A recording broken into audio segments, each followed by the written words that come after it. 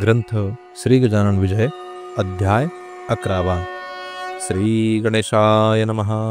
हे ओंकार रूपा पशुपती, हे भवानीवरा दक्षिणामूर्ती, ब्रह्मांडात जी तुक्या विभूती, ती तुकी रूपे तुझी देवा, तुझे रूप जे निराकार, जेणे हे व्यापक चराचर, जे सर्वस्वी आधार, अविद्यामाया प्रकृतीला ते स्वरूप जाणावया, अशक्य आहे देवराया, म्हणून तू करण्यादया सगुण रूपे धरलीस, जैसे ज्याला वाटत तैसे तो तुला भाग देत, नामामुळे तुझ प्रत भिन्नत्व येना कधीही, शैव तुला शिव म्हणती, ब्रह्म बोलती वेदांती, रामानुजांचा सीतापती, वैष्णवांचा विष्णू तू, उपासनेप्रमाणे नावे मिळाली तुझ कारणे, परी तू अभिन्नपणे सर्वांठाईच गवससी, तू सोमनाथ विश्वेश्वर, हिमकेदार ओंकार, क्षिप्रा तटाकी साचार, महाकाल तूचकी, नागनाथ वैजनाथ, कृष्णेश्वर वेरुळात, त्र्यंबक तुला म्हणतात,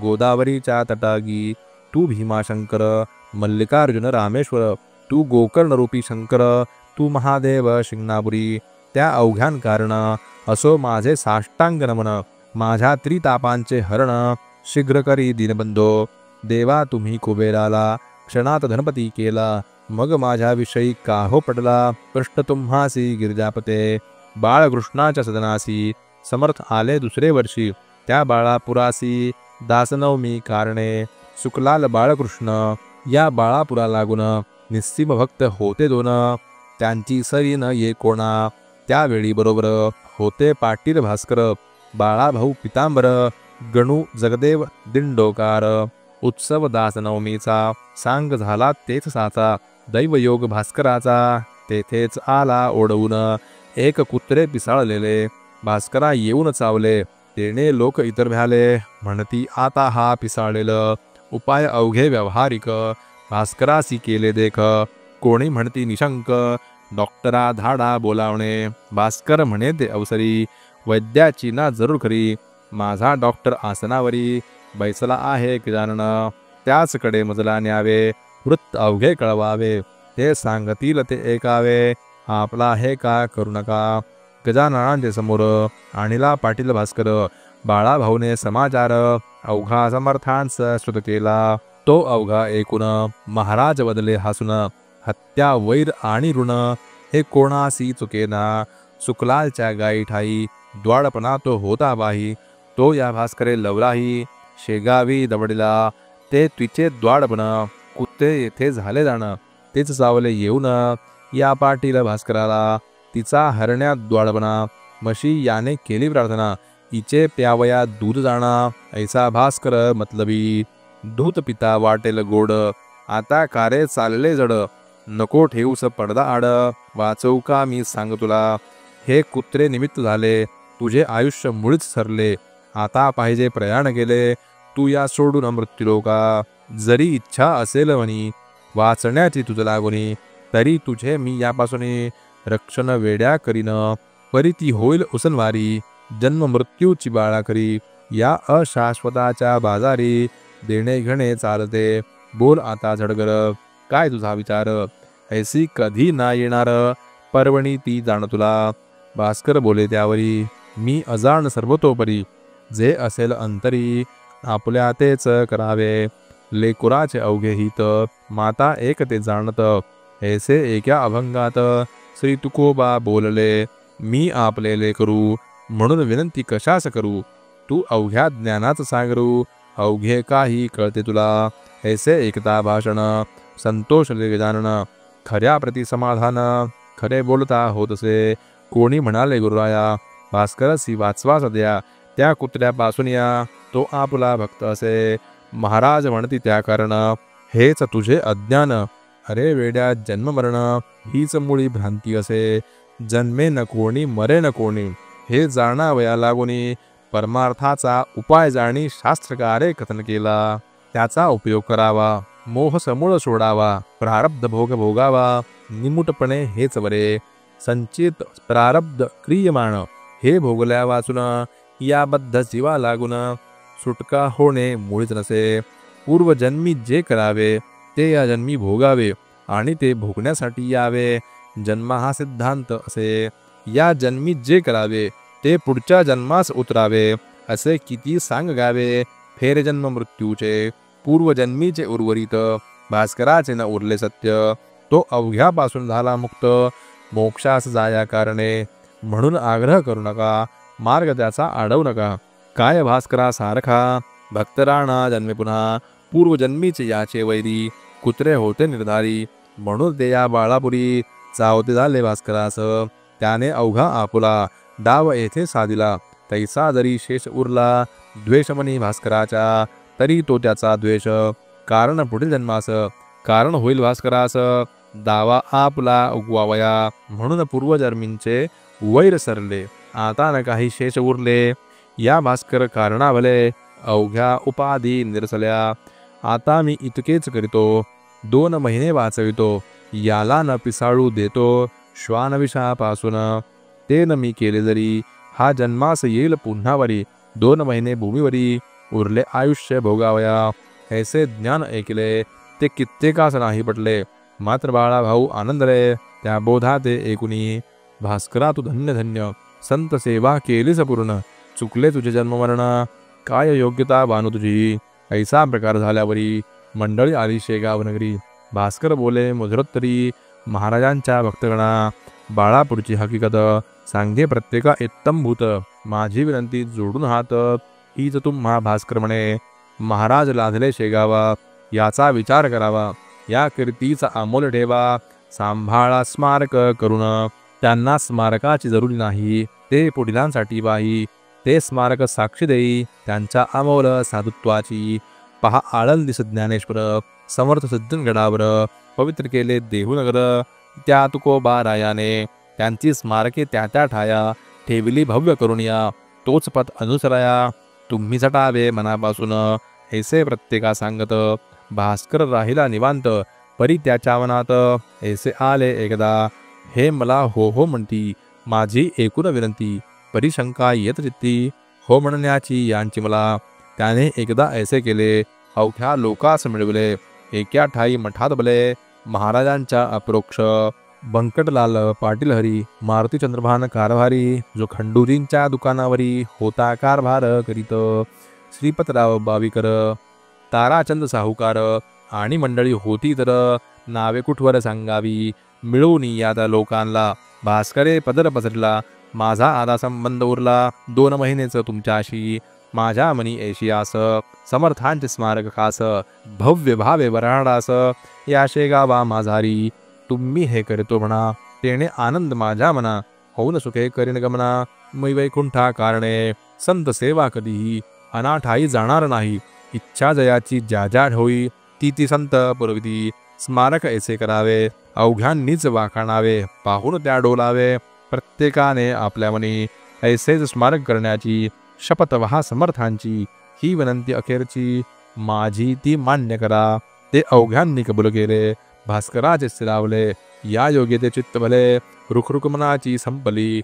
उत्तरोत्तर आनंद वृत्ती भास्कराची वाढत होती. जैसी लेकोर आनंदी. पुढील सणाच्या आशेने माघ वद्य त्रयोदशीस महाराज बदले भास्करास. चाल त्र्यंबकेश्वरास जाऊ आपण शिवरात्रीला. तो त्र्यंबक राजा कर्पूर गौर भवभवांतक भवानीवर. जो आहे झाला स्थिर श्री गोदावरीच्या तटाते. ते ज्योतिर्लिंग मनोहर करी पातकाचा संहार. नको करूस आता उशीर, जाऊ गंगा स्नानाला. भास्करा त्या त्र्यंबकेश्वरी पहाड एक ब्रह्मगिरी.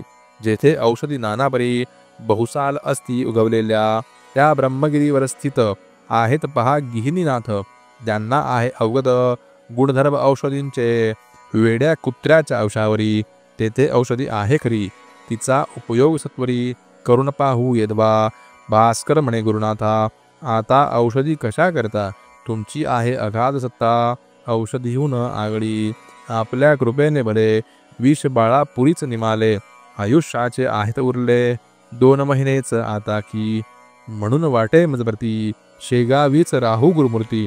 त्र्यंबकेश्वर आम्हाप्रती तुम्हीच आहात साक्षात. गोदावरी तुमचे चरण तेथेच मी करी स्नान.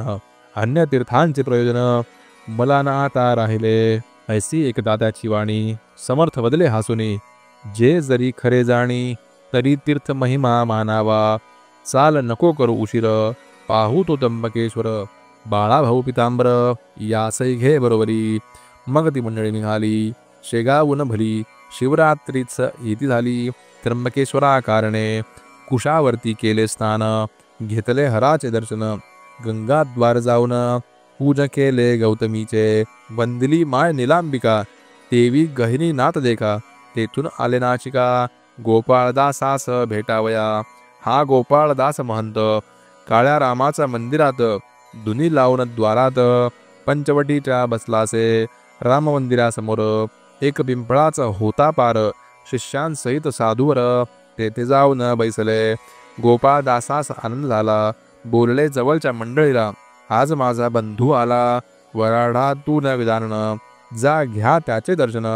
अनन्य भावे करून माझी ही भेट म्हणून. नारळ साखर त्यांची द्या, हा हार घाला कंठात. तो मी एक साक्षात, देह भिन्न म्हणून द्वैत. आम्हा उभयती मानू नका. शिष्यांनी तैसेच केले, दर्शन घ्याया अवघे आले. कंठा माझी घातले, दिलेल्या पुष्पहाराला. नारळ आणि खडीसाखर ठेवली स्वामींसमोर. ती पाहून गुरुवर ऐसे बोलले भास्कराला, हा प्रसाद अवघ्यांच वाटी.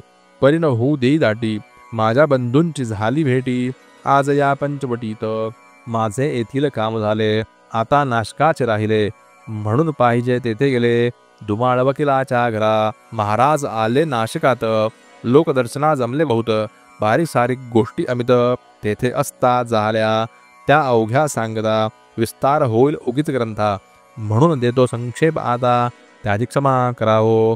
तेथे राहून काही दिवस महाराज आले शेगावास.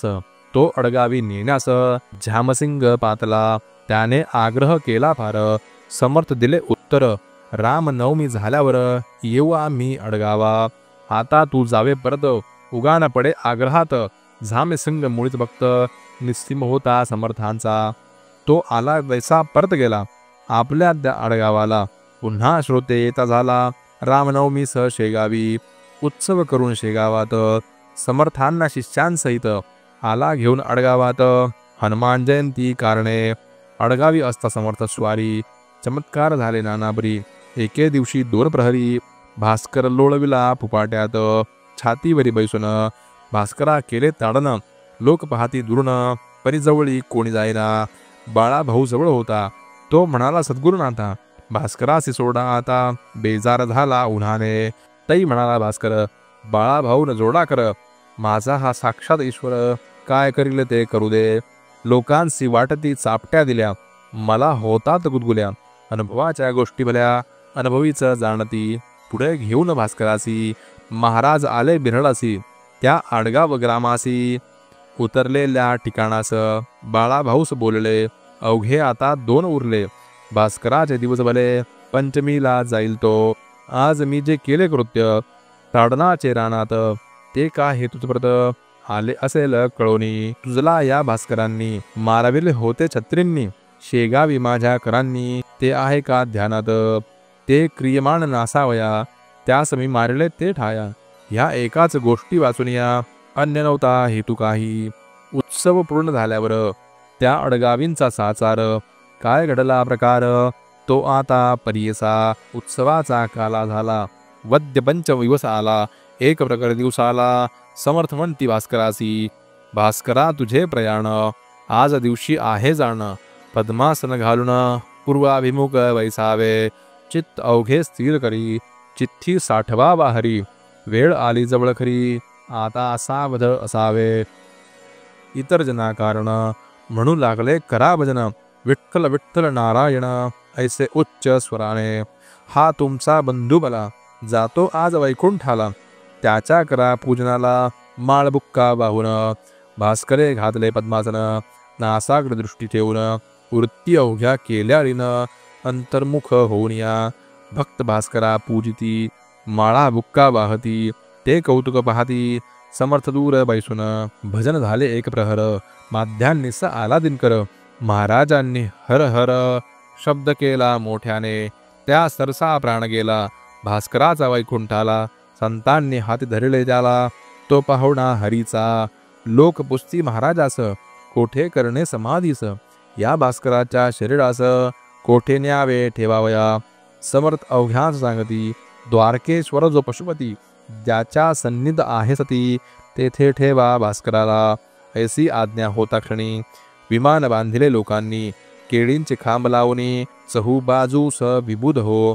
आज ठेविले कलेवर, पुढे वजनाचा होय गजर, मिरवित आणला भास्कर द्वारकेश्वराच्या पाशी, सांगविधी समाधीचा. ते ठाई झाला साचा, लोक म्हणती महाराजांचा, परमभक्त गेला हो. दुसरे दिवसापासून समाधीच्या सन्निध जाणं, होऊ लागले अन्नदान गोरगरिबा कारणे. स्थान द्वारकेश्वराचे, अडगावच्या सन्निध साचे, अंतर 1 मैलाचे, गावापासून उत्तरेस. जागा द्वारकेश्वराची, परमरमणीय होती साची, झाडी चिंच वृक्षांची होती विशेष ते ठाया. निंब अश्वत्थ मंदार आम्र वट औदुंबर ऐसे वृक्ष होते इतर, शिवाय काही फुलझाडे. अडगाव अकोलीच्या मध्यंतरी हे ठिकाण निर्धारी, तेथे समाधी दिधली खरी. समर्थांनी भास्कराला 10 दिवस अन्नदान, झाले त्याचे वर्णन तुम्ही नुकतेच केले श्रवण. संत भंडारा नाव ज्याचे, चिंच वृक्षांच्या सावलीत, जेवाया बसे पंगत, तई कावळे आतोनात, त्रास देऊ लागले. काव काव ऐसे करीती, द्रोणपात्रींचे उचलून नेती, मळोत्सर्ग तोही करती जेवणारांच्या अंगावर. त्या योगे लोक त्रासले, कावळ्यांस हाकू लागले. भिल्लांनी ते तयार केले, तिरकमटे त्या मारावया. तई बोलले गजानन, अवघ्या लोकां लागून नका मारू त्या कारण, अपराध त्यांचा काही नसे. या भंडाऱ्यात येण्याचा हेतू इतकाच आहे त्यांचा, प्रसाद आपणा भास्कराचा इतरांपरीच मिळावा. का की हा भास्कर वैकुंठी गेला साचार, हा पितृलोकावर नाही मुळीच राहिला. 10 दिवसांपर्यंत प्राण अंतरिक्षात राहे परिभ्रमण करीत, सपिंडी होता जाय पुढे. त्या 11व्या दिवशी बळी देती कावळ्याची, काक जेव्हा स्पर्शेल त्यासी, तेव्हाच प्राण जातो पुढे. त्या बलिदानाचे कारण भास्करा नुरले साचे, म्हणून या कावळ्यांचे पित्त गेले खवळून. आत्मा या भास्कराचा मुळीच मुक्त झाला साचा, तो पाहुणा वैकुंठीचा झाला आहे येधवा. या सोमसूर्य लोकांचे कारण त्यासी नुरले साचे, म्हणून पिंडदानाचे नुरले पहा प्रयोजन. जयाला न ऐसी गती, त्याच्यासाठी पिंड देती, कावळ्यांची वाट पाहती पिंड ठेवून कलेशावर. म्हणून कावळे रागावले, त्यांनी हे जाणितले, भास्कराने गमन केले एकदम वैकुंठ लोकाला. म्हणून आम्हा प्रसाद त्यांचा मिळू द्या या भंडाऱ्याचा, ऐसा विचार कावळ्यांचा दिसतो या कृतीने. तुम्ही त्यास मारू नका, मीच त्या सांगतो देखा. अहो जीवांनो माझे का, गोष्ट आता सांगतो जी. तुम्ही उद्यापासून वर्ज करा हे ठिकाण, ना तरी भास्कर लागून येईल माझ्या कमीवणा. आज प्रसाद घेऊन तुम्ही तृप्त व्हा अवघेजण, मात्र उद्यापासून या स्थळासी येऊ नका. ऐसे महाराज बोलले, ते भाविकांचे अवघे पटले. परी कुत्सित जे कावसरे होते त्या मंडळीत, ते एकमेकाला लागुनी म्हणते झाले हसोनी, ही गजाननाने केली वाणी असतानी की निरर्थक. पक्षी कुठे का वागतात, मानवाच्या आज्ञेत पाहू याची प्रचित. उद्या मुद्दाम येऊनी हे वेडे काही बोलती, भाविका नादी लावती आपले स्तोम वाजविती. संतत्वाचे निरर्थक, अहो साजेल ते बोलावे, जे का पचेल तेच खावे. उसने कधी न आणावे अवसान ते अंगात. दुसरे दिवशी ते कुत्सित, मुद्दाम पहाया आले तेथ. तो एकही ना दृष्टीप्रत पडला त्यांचा कावळा. मग मात्र चकित झाले, समर्थांचे शरण आले. 12 वर्ष तेथबले कावळेन आले श्रोते हो. 14 दिवस झाल्यावरी गजानन फिरले माघारी. येते झाले शेगाव नगरी, आपल्या उर्वरित शिष्यांसह. श्रोते त्या शेगावात एक गोष्ट घडली अघटित, ती एका सावचित्त सांगतो मी येदवा. होते साल दुष्काळाचे, म्हणून एका विहिरीचे काम चालले खोदण्याचे. सुरुंगा ते लावून विहीर 2 पुरुषांवर, गेली खोल साचार. खडक काळा लागला थोर, गती खुंटली पहायची. म्हणून बोके करून आत दारू ठासून सुरुंगाच्या सहाय्य करून काम फोडण्याचे सुरू झाले. सारी बाजूस बोके चार केली प्रहारीने तयार. दारू ठासली अखेर आत दोऱ्या घालुनी.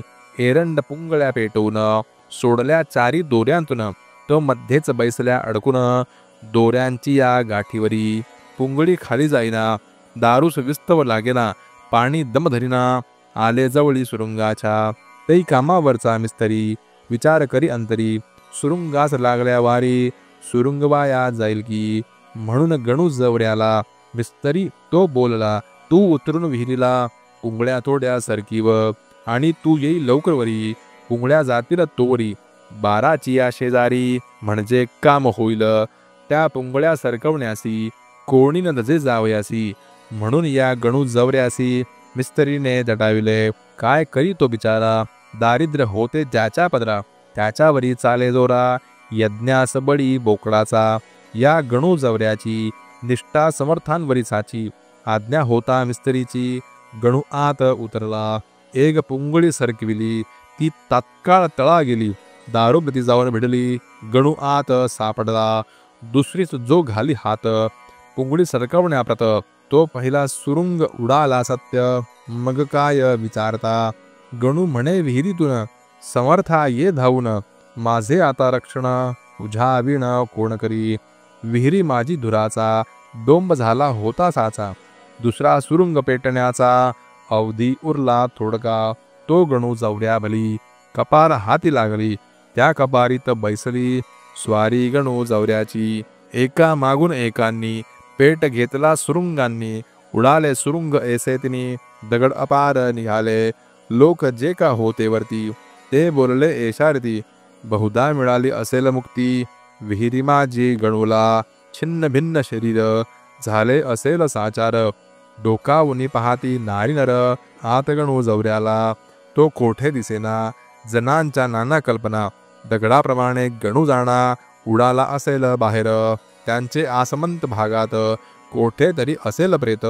पडलेले त्या शोधण्याप्रत, माणूस कोणी पाठवा. मिस्त्रीचा शब्द ऐकला, आतून गणू बोलला.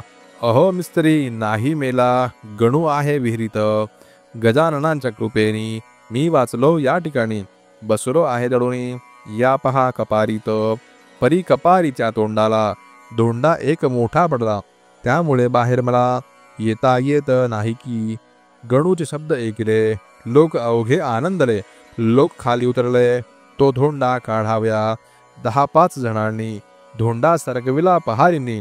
गणूस बाहेर काढून घेऊन आले वरते त्या. वरती येताच गावात गणू गेला पळत पळत.